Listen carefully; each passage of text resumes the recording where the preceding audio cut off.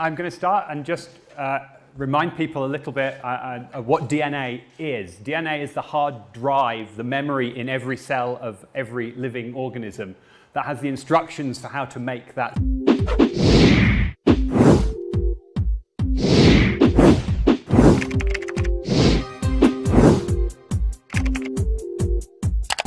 cell. But it's a chemical molecule. It's not magic, it's not special. It's in fact 4 different kinds of molecules that can be stuck together in a chain, a larger molecule that is a chain. And you can put those 4 in any order. And if you can read that back, you have a sequence of characters. If you want to think of it like a digital code, you can see on the right is a little representation of what those 4 molecules are. In the middle, the famous double helix structure that nature uses to store a sequence of them stably in every cell. But if you read out the information that's there, it's just like a ticker tape of letters, each one being one of the 4 possibilities. And there's 3 billion of those, and that mere 3 billion letters defines your genome and all the instructions to make a living human or a living ant or yeast or any organism you can imagine. It's sort of like this, but it's incredibly small. We have a big data revolution in genomics, and this next slide illustrates why that's happened. 10 years ago, the cost of sequencing a genome of one person or one living organism was about the same as the price of this, which is famously the most expensive house in London. And 10 years later, the cost of sequencing that one genome was the price of this, which is a season ticket to see Arsenal Football Club, which is one of the top UK clubs. And in another 10 years, the cost will be the cost of going to watch one terrible club play one game. So the price is plummeting. And so scientists are very excited and they do more and more genome sequencing. And then after they've done that and they've done their experiments, they want to keep the data safe. And unfortunately, that's where my job comes into it, because they send that data via the internet to my institute, the European Bioinformatics Institute, and they ask us to store that information. So our PR people give me a picture of a mountain and a graph, and I don't even know which graph it is because all our graphs just go up exponentially. So that's one of the databases, or maybe all of the databases. We have a 60 petabyte storage system now that we're filling up. It's nearly full. And that gives us a bit of a headache onto how we go about storing that data, because our budget does not go up exponentially. But if you'd like to put pressure on someone you know to give us more funding, please do. So we buy more and more computer servers and more hard disk drives to store this information. And we have headaches doing this. How do you capture exponentially increasing data and serve it back to the whole world on a essentially flat budget? Why do you store this data? Do people really care? Well, people really do care, and we just have a little live demo. What we have here, this is in real time showing you the hits on our website. We have about 100 times more hits on our website than CERN does on theirs. This is the people in real time using the website. If anyone's got a smartphone and they're quick, hit this QR code or that URL there, and if we're lucky, we'll see Davos light up. I don't know if that will work. Probably your phones might not be registered as appearing in Davos. But we get thousands of hits a minute, millions of hits a month. One thing we realized is that all this information we're storing, it's about DNA, but the DNA we're storing information about is a digital storage medium. It's a sequence of, well, not zeros and ones like in your computers and smartphones, but a sequence of a discrete alphabet of 4 letters. And if we could manipulate some DNA, we could put a message in there ourselves, and we could use DNA to store it. DNA is a really good way of storing information. It's been used for hundreds of millions of years on life on Earth. Evolving has used that as its hard disk drive. Maybe we could use that. So we devised an experiment to see if this was a feasible way of archiving and storing information. One of the things we needed to do was decide what information to store and what kind of code to use. So we had to invent a code that would store information. We didn't just want to store information about genes and processes in a living body. We wanted to store any kind of digital information, just as your computer and your phone and your iPod can do. There's various problems we had to overcome. We can't make very long pieces of DNA as humans yet. So we had to invent a code that could make a message out of many short fragments of DNA. We had to devise a code that could store any information. We had to be aware of problems that would come and errors that might occur in the writing or the reading of that information, just like digital TV transmission or mobile phones have error correction in them. So we devised a code that would do that. We picked some bits of information, some information to store, and we thought, what would be high-value information you'd want to store a long time in a DNA format? Maybe the poem, The Sonnets of William Shakespeare, 154 sonnets, as a text file. We put, actually not the picture of Martin Luther King, but an excerpt from his I Have a Dream speech, which I hope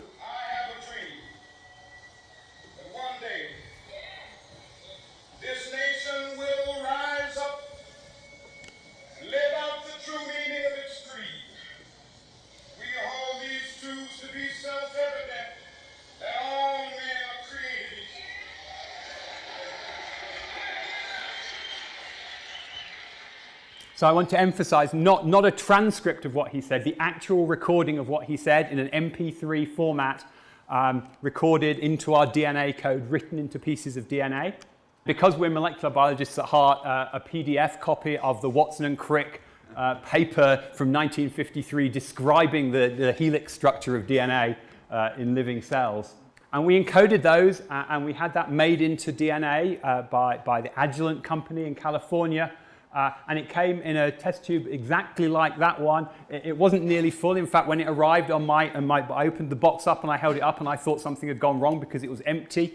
And my more skilled molecular biology friends had to explain to me that tiny smudge of dry dust sticking to the bottom of the tube was the actual DNA. And it was a tiny, tiny speck. If the whole thing was full, we would have a petabyte of information in there. And that's hard to imagine what something the size of your finger with a petabyte of information is. So in other terms, I've just paced out the size of the stage. And by my calculations, if you laid out CD-ROMs all over the stage, you'd get about 1,000 of them on here. If you did that 1,000 deep, so it'd be up to about here somewhere, this whole stage this deep in CDs, right, that's a petabyte. So you can either have that much information stored in that format or something the size of your finger in DNA. So it's really compact. That's why earlier on I reminded you that DNA is very small. And we devised our entire experiment from information on the top left on my computer, my laptop computer. We sent that to Agilent in California. They synthesized the DNA for us. They sent it back by courier. Thank you, FedEx. It came back to us in Cambridge. We did a bit of purification. In fact, it went over to our German laboratories because that's where we have our sequencing facility. It was read in a DNA sequencing machine exactly the same as used for human genomics or any genomics experiments around the world. And we recreated the computer files back on my laptop. And it doesn't make for a very good image, but they come out exactly the same. They weren't just similar. Every single bit, every single zero, and every one was correctly reproduced. So we have essentially a proof of principle that we don't just have to marvel at the way nature has evolved a system for storing information in DNA in every living being, but we can use a very similar kind of system and use the same chemical molecule that's so good for storing information. I have a few sciencey bits, but I'm always warned, like Stephen Hawking said, have no equations, and I should probably have no graphs, but I can't resist. We did various studies in order to get our scientific paper published. What I'm showing on the left that I don't expect anyone to fully understand in the 1 minute I'm going to devote to it is the fact that for the size of our experiment, our coding system is reasonably efficient and works quite well. As you store more and more information, there's some technical issues you have to deal with about how you reconstitute that information, and it gets marginally less efficient. And we were asked, would it still be viable to larger amounts of data? And what we showed is that from our experiment, which is sort of on the left-hand side of the graph, over to all the information on any device on the entirety of planet Earth, we're still pretty efficient. That's what the 3 zettabytes data point represents. And we remain adequately efficient, even up to many, many orders of magnitude more information. So basically, it does scale up quite well. But if you want an easier image to take home with you, you could get all the information in the whole world encoded in a DNA format in the back of one, and for Americans in one SUV, and for the English in the back of one estate car. So you don't need many, many data centers all over the world. All that much information, in principle, would fit in one vehicle.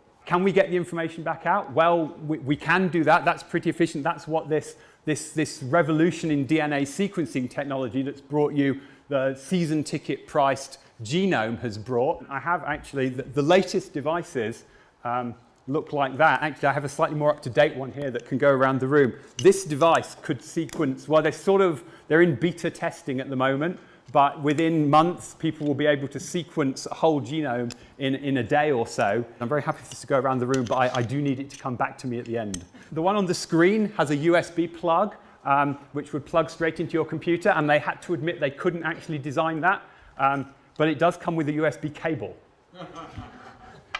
to plug it directly into your computer or maybe your smartphone. We can read DNA sequences back pretty quickly. That's not the problem. We can make lots and lots of copies of them. That's really easy. It's actually better than a photocopier. A photocopier, you have to run it once every time you want to make one more copy. Copying DNA is really easy, and it works exponentially quickly. You start with 1 and you make 2 copies. From those 2, you can make 4, and you don't need a different machine for every one of those. It's just one very standard piece of laboratory equipment can very rapidly grow exponentially many copies of what you started with.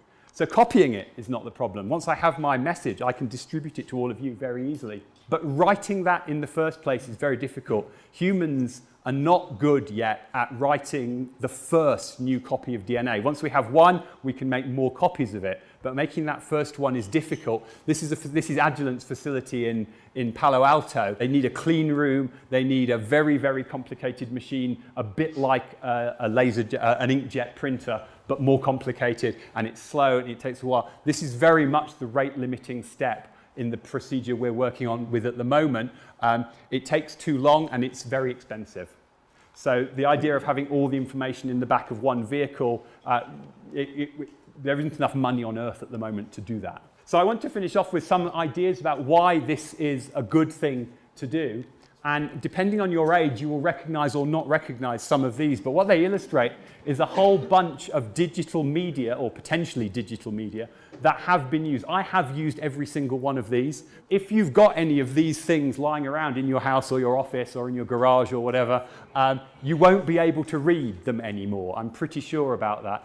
Within a few years, these things become obsolete. And that's a problem if you're trying to do long-term archiving. I would argue that no one on the Earth is currently long-term archiving digital information. Yet most information is now being created digitally. Currently, it's stored digitally. It's observed, looked at on your screen digitally. But we can't archive that information. Some things only exist in a digital form. Movie companies do things entirely digitally now. They shoot things digitally. They mix it all up digitally. They do different versions on the aeroplane or the 3D movie or the 2D version of the movie. Everything, they show it in the movie cinema digitally. When they want to make an archive copy, then they make an analog celluloid copy because they know how to do it. That's not a good way to go. But if we go through any, how long will hard disks work? How long will memory sticks work for?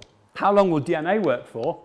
It works a very long time. How do we know that? We've done the experiment. We've looked at mammoth DNA that's 20,000 years old. Neanderthal DNA is 40,000 years old. The bison is 60,000. The current record is ancient horses. 700,000-year-old DNA sequences have been successfully read from samples found. That wasn't even a carefully done experiment. That was a dead horse that lay there somewhere cold. If you do something careful with it, you can make the DNA last much longer. We have the facility already, essentially. It's not difficult. It's not complicated. All you need is somewhere that's cold and dark and dry.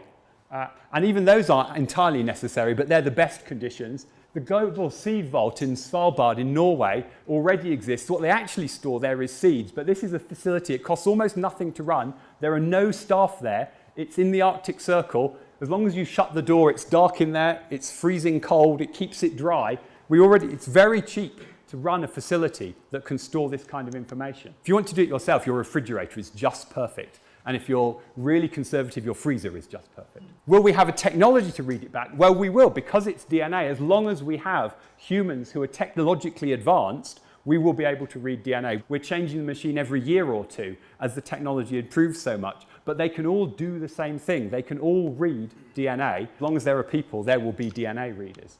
The same is not true of a floppy disk drive or probably a USB memory stick. What are we going to store in the long term? Well, it's very expensive. So if it's very expensive and it's going to last a very long time, you're going to start off with things that have a very high value. Maybe the presidential records in the US perhaps are considered to have very high value, or information about where nuclear waste has been dumped. That's really important to keep that information safe for a long time in a format where anyone can read it back. But as the technology gets cheaper, what do you and I think? When it's down to a few dollars, maybe your family photographs or something, you would spend a little bit of money to have in a really safe format, put somewhere out of harm's way where you know that future generations will for sure be able to read it back. I'm just going to finish off by thinking on a little bit further. Money is digital information these days. This is actually not a real coin, that's a pretend Bitcoin, but Bitcoin is a form of money that now really only exists on computers and with cryptography. That's something we can easily store in DNA, and I wanted everyone to be able to go home with a real reminder of what I've been talking about today. My kind assistants are going to come amongst you now. I'm going to finish speaking. What we have done is we have bought a Bitcoin and we have encoded the information of that Bitcoin into DNA. Please take one home. If you follow the link that's here, you can get a pointer to a web page that describes our project. It gives you a pointer to the technical description of the encoding method we've used. A DNA sequencer at the moment, you don't need to own your own. You can send it off to commercial services to do the sequencing for you. Whoever gets there first and decodes it, the Bitcoin is yours for the taking. The first person can claim it for theirs. Once someone's swept it up, then it's not available to anyone else. So yes, it is a race. Good luck with that. I'm going to finish there. Thank you very much for listening.